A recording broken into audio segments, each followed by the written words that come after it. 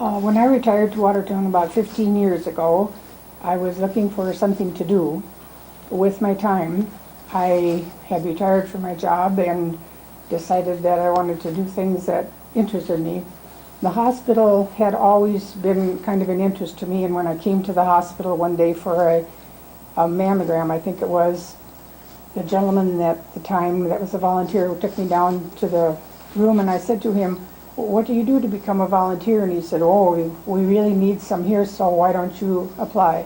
So I went and found the lady that was in charge at that time and filled out an application blank, and she interviewed me, and I started working at the hospital, I think about 12 years ago. Why do I work here? Is because this is my second family. I live alone now. I'm a widow. I have 6 sons, and none of them live here in Watertown, so I have lots of time. I've also volunteered at the Millette House and done various things for the church, but I've retired from them now, and the only thing that I do is work here at the hospital. I am working strictly at the information desk.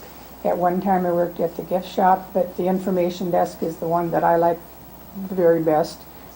I think that volunteering is something that really makes me humble, because every time I push a patient in a wheelchair, take them up to the elevator to services, and then on the way down I say a little prayer. I'm thankful I can do it.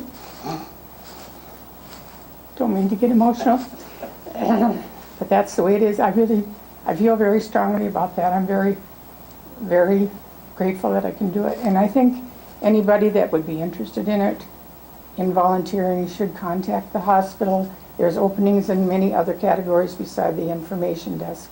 And the information desk is important, I think, because it's the first thing a person sees when they come into the hospital is the sign, the information desk, and they want to see a smiling face behind the desk, because a lot of them have never been in the hospital before.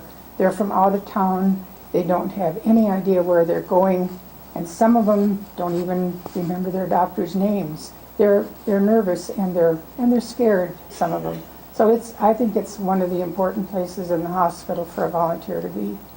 I think that a person wants to meet people and to be part of, like, say, it's another family. I think that they would really enjoy coming to work at the hospital.